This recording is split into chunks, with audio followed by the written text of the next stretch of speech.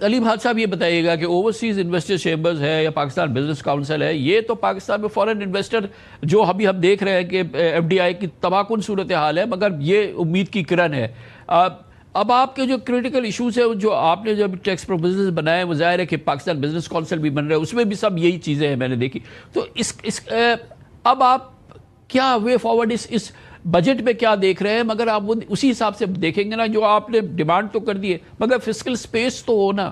اور ٹھیک ہے آپ ہائیسٹ ٹیکس دے رہے ہیں، آپ سب کچھ کر رہے ہیں، لیکن حکومت کی جیب میں ہی کچھ نہیں تو آپ کو کیا دیں گے؟ دیکھیں ابھی جیسے ہارون اختر صاحب نے کہا انویسٹمنٹ پہ یہ آپ نے بھی ذکر کیا ایف ڈی آئی کا۔ ایف ڈی آئی جو ہے جنرلی پاکستان جیسے کنٹری کے لیے 3% of the G D P ہونا چاہیے۔ ہمارا جو ہے اس وقت وہ 0.5% کے قریب ہے، 0.5% ہے، تو obviously there is a lot more room on this۔ ہم جو ہمارے سارے ٹیکس جو پروپوزلس ہیں ان کی بیسک مقصد یہ ہے کہ اگر اکانومی گرو کرے گی تو ظاہر ہے ٹیکس بھی ہوگا۔ ہماری بیسک تھیم یہ ہے، کوئی ہم کنسیشن نہیں مانگ رہے۔ سپر ٹیکس کی بات آپ لے لیں، سپر ٹیکس 2022 میں انٹروڈیوس کیا گیا تھا 3 سال کے لیے۔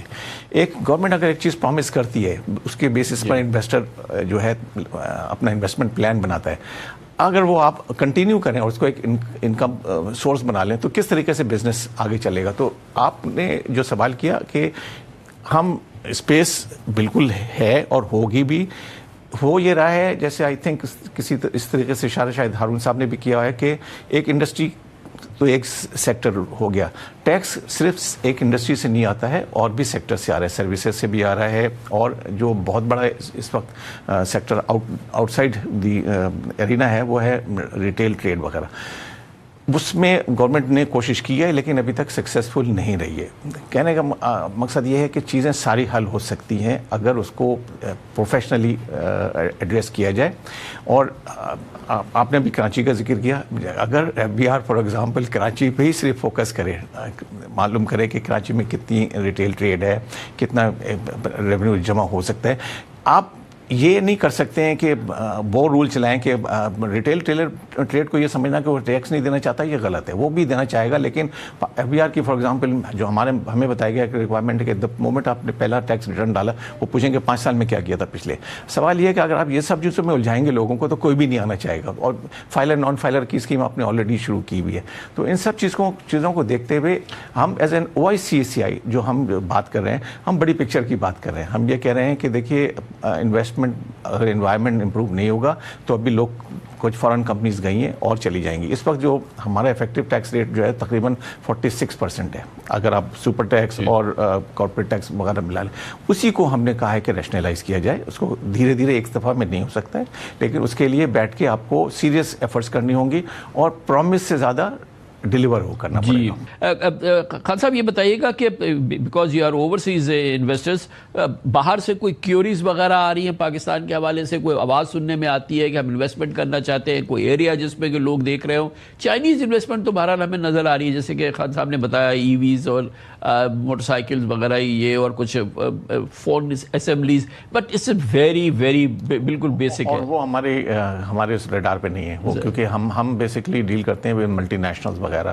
تو یہ چائنیز انویسٹمنٹ جو ہوتا ہے وہ ایک انڈیویجول کا ہوتا ہے، چھوٹے گروپ کا ہوتا ہے، لیکن بڑے انویسٹمنٹ پاکستان ہے ریڈار پہ، انکوائری ہوتی ہے، لیکن وہ ہماری صرف باتوں پہ نہیں بلیو کرتے ہیں، وہ یہ دیکھنا چاہتے ہیں کہ جیسے ہارون صاحب نے کہا پالیسی کیا ہے اور وہ کتنی کنسسٹنٹ ہے اور اس کو کتنی سپورٹ مل رہی ہے۔ تو وہ ہیں کچھ ایریاز جن میں وہ لوگ دیکھ رہے ہیں کہ اپرچونٹی ہوگی، لیکن دیکھیں کامران صاحب بات یہ ہے کہ جب تک لوکل انویسٹر نہیں لگائے گا فورن انویسٹر کہاں سے آئے گا؟ وہ اس تو لوکل انویسٹر کو بھی آپ جب تک انکریج نہیں کریں گے اور اس کو یہ کانفیڈنس نہیں دیں گے کہ آپ کا انویسٹمنٹ جو ہے پروٹیکٹڈ رہے گا، تو وہ اس وقت تک فورن انویسٹر اپنا رسک نہیں لے گا۔ اب اس وقت ہمارا کام یہ ہے کہ جو ہیں ان کو جانے نہ دیں، کیونکہ جو کافی ہم نے تو ایگزوڈس دیکھا ہے، ایگزوڈس دیکھا ہے، تو اسی لیے یہ جو آپ نے بڑا اچھا پروگرام کیا ہے کہ یہ ٹیکس وغیرہ جو ہے یہ بڑے میجر ایشوز ہیں، اس کو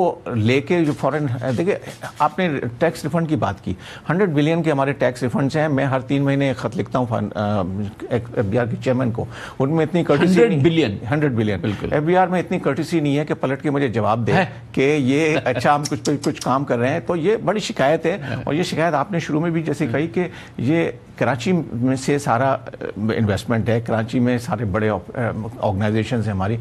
نہ ایف بی آر کے چیئرمین صاحب کی میں نے شکل دیکھی ہے ان دا لاسٹ 2 ایئرس، جو the last time I so T V پہ نہیں دیکھی آپ نے؟ ٹی وی پہ دیکھی ہے، وہ نہیں دیکھا.